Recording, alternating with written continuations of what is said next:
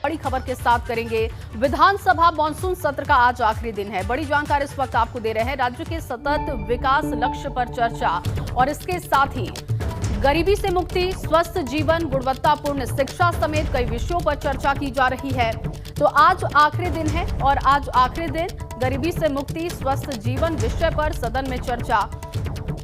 उत्तराखंड विधानसभा सत्र का आज आखिरी दिन है। बता दें आपको कि गुणवत्तापूर्ण शिक्षा पर फोकस है और इसी मुद्दे पर चर्चा की जा रही है। इसके साथ साथ स्वस्थ जीवन को लेकर भी आज सदन में चर्चा की जा रही है। दरअसल आज आखिरी दिन है और आखिरी दिन आपको बता दें कि गरीबी से मुक्ति, स्वस्थ जीवन विषय पर सदन में चर्चा। और देहरादून से ब्यूरो चीफ अजीत राठी इस वक्त हमारे साथ मौजूद हैं। अजीत, आज आखिरी दिन है, क्या अपडेट है? आज किन किन विषयों पर सदन में चर्चा हो रही है? जया, जैसे अभी आपने बताया अपने दर्शकों को कि आज सतत विकास के लक्ष्य पर एक चर्चा हो रही है और ये अलग तरह का सेशन आज विधानसभा उत्तराखंड में चल रहा है, जिसका विषय केवल एक ही है कि प्रदेश का विकास कैसे हो सकता है, यहाँ की स्वास्थ्य और बुनियादी सुविधाओं को, मूलभूत ढांचे को कैसे इसको सुदृढ़ किया जा सकता है। आज केवल एक ही विषय पर चर्चा हो रही है कि उत्तराखंड में रहने वाले लोगों को, चाहे वो पहाड़ हो चाहे प्लेन हो, उनकी आजीविका को कैसे बेहतर बनाने का एक प्रयास हो सकता है। क्या वो रास्ते हो सकते हैं जो उनकी मंजिलों तक ले जाए? रोजगार के कौन से साधन हो सकते हैं? भू प्रबंधन की कैसे क्या स्थिति बन सकती है?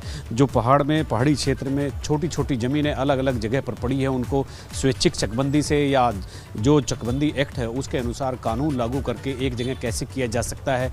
और कुल मिलाकर एक ही लक्ष्य सभी का है। आज कोई एजेंडा नहीं है, कोई प्रश्नकाल नहीं है, कोई शून्यकाल नहीं है। आज केवल सतत विकास की जो एक लक्ष्य, एक प्राप्ति की जो एक चर्चा आज की है, ये एक विशेष तरह का सत्र है।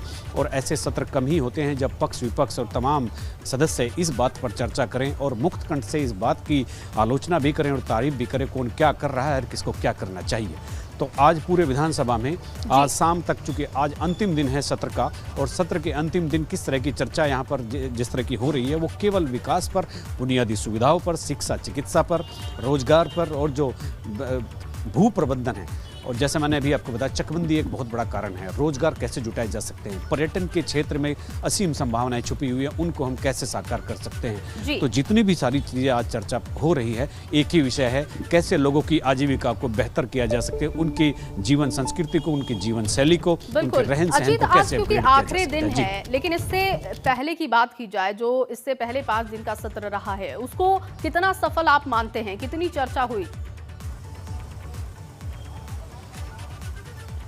जया, देखिए, चर्चा तो बहुत हुई है, विषय भी बहुत थे, लेकिन एक बहुत ही जो एक हम कह सकते हैं कि एक बहुत ही कमज़ोर पक्ष जो सरकार का रहा है, उसकी जो ट्रेजरी बेंच होती है सदन के भीतर। ट्रेजरी बेंच हम संसदीय भाषा में उस बेंच को बोलते हैं जहां मिनिस्टर लोग बैठते हैं और विपक्ष के सवालों का जवाब देते हैं। तो वो जो ट्रेजरी बेंच थी, जो मंत्री थे, वो बिना होमवर्क करके सदन में पहुंचे। और जबकि इसके दूसरी तरफ मुख्यमंत्री ने तमाम बड़ी घोषणाएं करके, विधानसभा के भीतर घोषणाएं करके, चाहे वो कर्मचारियों का डीए हो, चाहे वो पर्यटन की कोई घोषणा हो, चाहे वो रास्तों की हो, चाहे सड़कों की हो, उन्होंने ताबड़तोड़ घोषणाएं सदन के भीतर की, जो एक वाकई एक हैरत अंगेज वाली बात थी। जहां ट्रेजरी बेंच बिल्कुल धराशायी हो रही थी, वहां मुख्यमंत्री लगातार बैटिंग कर रहे थे और तमाम विषय थे, तमाम विषयों पर चर्चा हुई है। और कुल मिलाकर जिन सब विषयों पर एक समरी के तौर पर आज चर्चा हो रही है, उनसे जुड़े हुए तमाम विषयों पर पिछले 7 दिन में चर्चा हुई है। जी, बहुत शुक्रिया आपका तमाम जानकारी के लिए। वहीं सदन के अंदर उपनेता प्रतिपक्ष करण माहरा का बयान भी सामने आया है। करण माहरा ने भिकियासैंड में ऑक्सीजन प्लांट का मुद्दा उठाया था। सरकार आज तक ऑक्सीजन प्लांट नहीं लगा पाई है। करण माहरा का ये बयान आपको बता रहे हैं। प्रदेश में डॉक्टर्स का वेतन बहुत कम है, डॉक्टर्स के वेतन पर ध्यान देने की जरूरत है। तो सदन के अंदर आज भिकियासैंड में ऑक्सीजन प्लांट का मुद्दा उठाया गया। इसके साथ ही डॉक्टर्स के वेतन को लेकर भी मुद्दा उठाया गया है। करण माहरा ने कहा कि डॉक्टर्स का वेतन बहुत कम है और इस पर सरकार को ध्यान देना चाहिए, क्योंकि लगातार कोविड काल के दौरान डॉक्टर्स अपनी सेवाएं दे रहे हैं, फ्रंट लाइन वर्कर की तरह वो काम कर रहे हैं और ऐसे में उनका ख्याल रखना बहुत जरूरी है। और इस बीच आपको एक और बड़ी खबर बता दें, विधायक प्रीतम सिंह पवार ने पलायन का मुद्दा उठाया सदन में। पर्यटन रोकने के लिए सरकार को उन्होंने सुझाव भी दिया है। पहाड़ों से पलायन रोकने के लिए पर्यटन को बढ़ावा देना होगा और सहकारिता के माध्यम से कृषि क्षेत्र में रोजगार दिया जा सकता है। सरकार को वर्षा जल संरक्षण पर विशेष ध्यान देने की जरूरत है। इसके साथ साथ जंगली जानवरों से भी खेती को बचाने की जरूरत है। तो आज पलायन का मुद्दा भी उठाया गया, लेकिन उसके साथ साथ सुझाव भी दिए गए हैं कि कैसे पलायन को पहाड़ पर रोका जा सकता है और जंगली जानवरों से खेती को बचाने की जरूरत भी है। इसके साथ साथ पर्यटन को बढ़ावा देना होगा, जिसकी वजह से लोगों को रोजगार मिल सके और लोग पहाड़ों से पलायन ना करें। तो विधायक प्रीतम सिंह पवार ने मुद्दा उठाया पलायन का। पहाड़ों से पलायन रोकने के लिए पर्यटन को बढ़ावा देना होगा और पर्यटन के क्षेत्र में क्या विकास किया जा सकता है, किस तरीके के रोजगार लगाए जा सकते हैं, इसको लेकर भी उन्होंने सुझाव दिया। सरकार को वर्षा जल संरक्षण पर विशेष ध्यान देने की जरूरत है और जंगली जानवरों से खेती को बचाने की जरूरत है। अगर इन तमाम विषयों पर सरकार फोकस करती है, काम करती है, तो पलायन रुकेगा। ऐसा प्रीतम सिंह पवार का कहना है कि अगर इन तमाम मुद्दों पर काम किया जाता है तो फिर पहाड़ से पलायन कम होगा। और लगातार पलायन एक बड़ा मुद्दा रहा है उत्तराखंड में, क्योंकि लोग रोजगार के लिए मैदानी इलाकों का रुख करते हैं और ऐसे में पहाड़ों पर ही रोजगार के अवसर बढ़ाए जाएं, इसको लेकर आज चर्चा की गई है।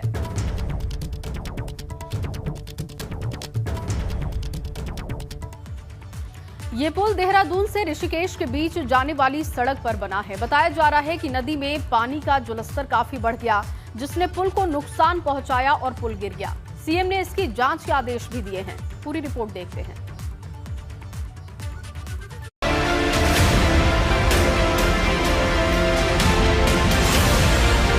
पहाड़ों में लगातार हो रही बारिश से नदियां उफान पर हैं। नदियों के इसी रौद्र रूप ने आम जनता की मुसीबत बढ़ा दी। रानी पोखरी में नदी पर बने पुल का बहुत बड़ा हिस्सा अचानक नीचे आ गिरा। जिस समय हादसा हुआ तब पुल से कई वाहन गुजर रहे थे। पुल के गिरते ही वो वाहन भी नीचे पलट गए। तस्वीरों में देखा जा सकता है कि पुल के टूटे हिस्से के ऊपर कई वाहन पलटे हुए हैं। इसके साथ ही कुछ दोपहिया वाहन भी इस दौरान हादसे का शिकार हो गए। मुख्यमंत्री पुष्कर सिंह धामी ने हादसे की जांच के आदेश दे दिए। सीएम ने कहा, अगर कहीं भी कोई चूक हुई तो सख्त एक्शन लिया जाएगा। मैं इसकी जांच करवाऊंगा कि ये पुल कब बना था और इसमें कौन सी कार्यदायी संस्था थी कि वहाँ से लोग न जाएं, क्योंकि वो अब खतरे वाला है। सभी से मैं अपील भी करता हूँ कि वो रास्ता उसका डाइवर्ट कर दिया गया है और ठीक प्रकार से पुलिस जो है गाइड के रूप में वहाँ पर काम करेगी। और हमारा पहला उद्देश्य है कि इस समय चूँकि आपदा आ रही है, आपदा चूँकि ऐसा विषय है कि वो सरकार उसमें कोशिश करेगी जहाँ पर भी इस प्रकार की घटनाएं हो रही हैं तत्काल रूप से लोगों को राहत मिले। बताया जा रहा है कि पिछले कुछ रोज से नदी में पानी का बहाव बहुत तेज था। साथ ही नदी में पानी भी काफी बढ़ चुका था। पुल के दोनों किनारों पर पानी टक्कर मार रहा था। माना जा रहा है कि इसी वजह से पुल धराशायी हुआ है। इस रोड से होकर देहरादून से जौलीग्रांट एयरपोर्ट होते हुए ऋषिकेश के लिए आवाजाही होती थी, मगर अब ट्रैफिक को नेपाली फॉर्म की तरफ से डाइवर्ट कर दिया गया है। एबीपी गंगा के लिए देहरादून से पंकज राणा के साथ ऋषिकेश से प्रमोद नौटियाल की रिपोर्ट। वहीं ऋषिकेश देहरादून हाईवे पर रानी पोखरी के पास पुल टूट जाने से लोगों की दिक्कतें शुरू हो गई हैं। जिन लोगों की हर रोज इस पुल से आवाजाही होती थी, उन्हें अब 30 किलोमीटर का चक्कर काटकर ऋषिकेश या फिर रानी पोखरी जाना पड़ता है।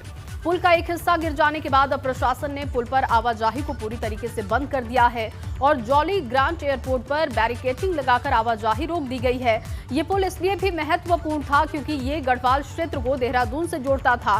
हालांकि अब गढ़वाल क्षेत्र से आने वाले लोगों को देहरादून जाने के लिए नेपाली फॉर्म होते हुए आना पड़ेगा, जो तकरीबन 30 किलोमीटर का एक्स्ट्रा रन होगा। वहीं ऋषिकेश से जौलीग्रांट एयरपोर्ट आने के लिए भी लोगों को इसी मार्ग से आना पड़ेगा।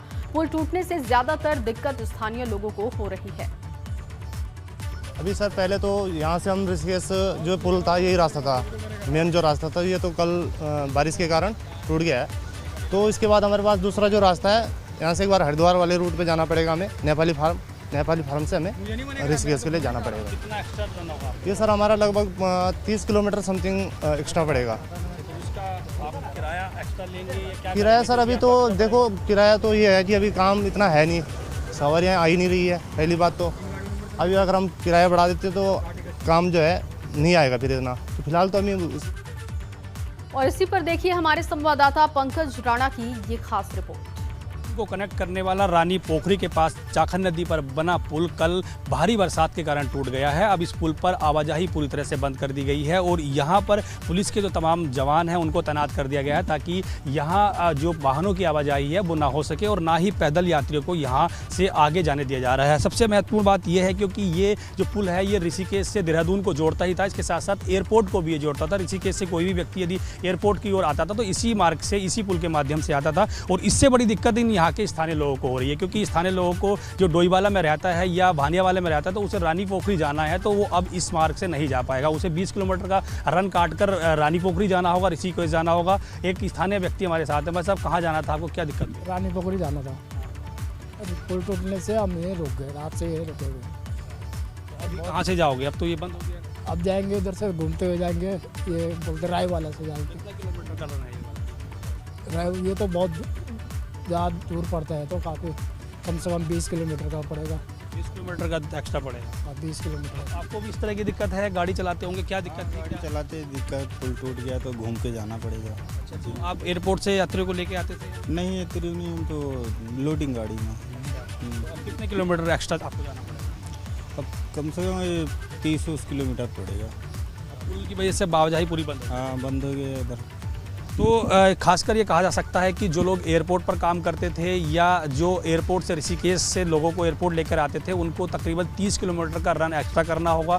इस पुल की वजह से स्थानीय लोगों को खासकर दिक्कत हो रही है। कोई व्यक्ति यदि भानियावाले से रानी पोखरी जाना है तो उसको अब 20 किलोमीटर एक्स्ट्रा चलकर भानियावाले पहुँचना होगा, डोईवाले पहुँचना होगा। तो इस तरह की दिक्कतें हो रही हैं। इसके साथ ही एक महत्वपूर्ण बात ये भी है क्योंकि ये जो पुल था ये गढ़वाल क्षेत्र को भी देहरादून से जोड़ता था। यहाँ पर कोई यदि रुद्रप्रयाग, चमोली, इसके अलावा श्रीनगर या पौड़ी से कोई अगर इधर आता था तो वो इसी पुल से आकर सीधे देहरादून पहुंचता था, लेकिन अब उनको नेपाली फार्म से आकर सीधे देहरादून पहुंचना होगा। तो इस तरह की दिक्कतें हो गई हैं। तकरीबन 57 साल पुराना ये पुल था जिसके पिलर टूटने से काफ़ी दिक्कतें पैदा हुई हैं और अब इसके जाँच के आदेश दिए गए हैं कि आखिरकार क्यों टूटा है। हालांकि 6 दशक पुराना पुल होने की वजह से हो सकता है पिलर कमज़ोर हो और नदी में पानी का बहाव भी बहुत तेज़ था, इसी वजह से पुल टूटने की बात कही जा रही है। ऋषिकेश से अपने सहयोगी क्रिस्टोफर लॉरेंस के साथ पंकज राणा, एबीपी गंगा।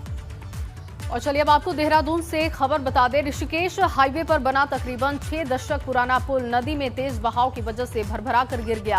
हालांकि गनीमत ये रही कि पुल पर किसी भी तरीके की जनहानि नहीं हुई है। लोगों का कहना है कि पुल के आसपास के क्षेत्र में भारी मात्रा में खनन किया जा रहा है, जिस वजह से पिलर कमजोर होने लगे थे और पानी के तेज बहाव की वजह से ये पुल ढह गया है। हालांकि सीएम ने इसके जांच के आदेश दे दिए हैं और क्या वजह रही इसकी, अब इसकी जांच की जा रही है।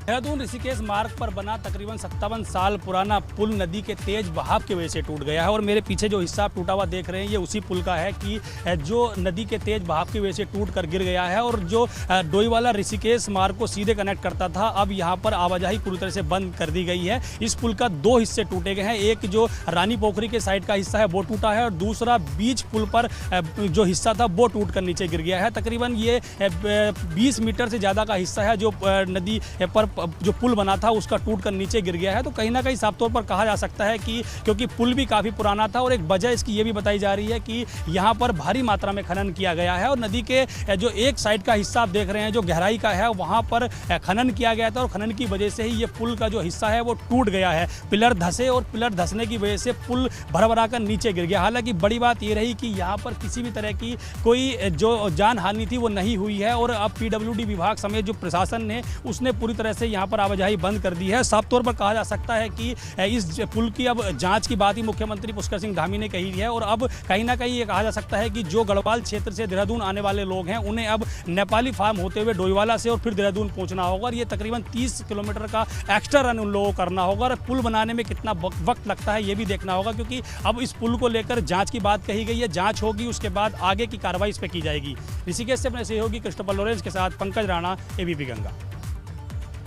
उधर बारिश की वजह से लाल कुआं में रेलवे ट्रैक पर पानी भरने से कई ट्रेनों का संचालन ठप हो चुका है। इसका सबसे ज्यादा असर काशीपुर से बरेली को जाने वाले रेलवे ट्रैक पर पड़ा। रेलवे ट्रैक पर पानी आ जाने से सिग्नल ट्रैक भी प्रभावित हुए। स्टेशन अधीक्षक का कहना है कि पानी कम होने के बाद लाइनों के निरीक्षण के बाद ट्रेनों का संचालन किया जाएगा। फिलहाल ट्रेनों का संचालन बंद होने से यात्रियों को परेशानी हो रही है। ट्रैक लाइन नंबर 7, 8, 9, 10 के ऊपर जो है 7-8 इंच पानी बह रहा था काफ़ी फोर्स में। इस चलते गाड़ियाँ प्रभावित हो रही हैं। 53-35 जो है आउट साइड खड़ी है। अभी भी गुलरबो साइड पुलिया के नीचे 1 फीट पानी बह रहा है। जब तक पानी कम ना होगा और ट्रैक फिट मिलेगा उसके बाद ही गाड़ी के रिसेप्शन हो।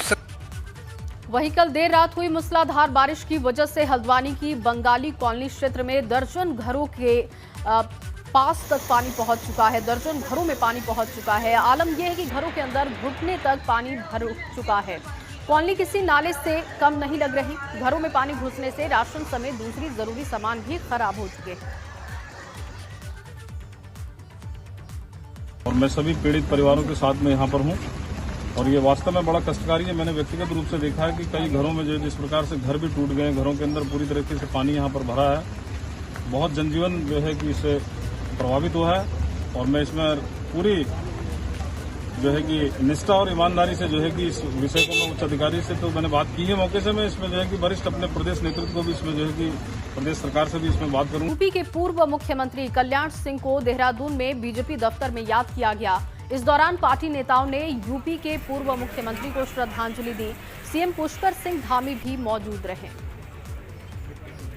मायनों में सच्चे राम भक्त थे और सच्चे राष्ट्र भक्त थे, जिन्होंने अपना संपूर्ण जीवन गरीबों के लिए, दलितों के लिए, छूटे हुए लोगों के लिए, ऐसे लोग जो समाज के अंतिम छोर में खड़े थे, हमेशा उनके लिए लगाया। और उनके जीते जी भगवान राम का भव्य राम मंदिर अयोध्या के अंदर बनना शुरू हो गया। आज हम निश्चित रूप से सभी देशवासी, प्रदेशवासी सब बहुत दुखी हैं जब कल्याण सिंह जी हमारे बीच में नहीं रहे। हम उनको पूरे प्रदेश की तरफ से सच्ची यहाँ से श्रद्धांजलि अर्पित करते हैं। सही। और अब खबर धारचूला से, जहां धारचूला में तबाघाट नेशनल हाईवे पर लैंडस्लाइड रुक नहीं रहा और इसी दौरान मल्ली बाजार के घरों के अंदर मलबा घुस चुका है। साथ ही जल भराव की भी स्थिति बन चुकी है। तस्वीरों में आप देख सकते हैं कि लोगों के अंदर किस तरीके से, लोगों के घरों के अंदर किस तरीके से बारिश का पानी और मलबा घुसा हुआ है। लोग उसे साफ कर रहे हैं। तो इस वक्त लोगों की परेशानी लगातार बढ़ती जा रही है। लैंडस्लाइड और वहीं भारी बारिश की वजह से जोशीमठ में हेलंग के पास सड़क बंद है और बारिश इस कदर हुई है कि बड़े बड़े पेड़ उखड़कर गिर गए, जिस वजह से रोड 3 जगहों पर बंद है। उर्गम घाटी के 11 गांवों की आवाजाही इस वक्त प्रभावित है।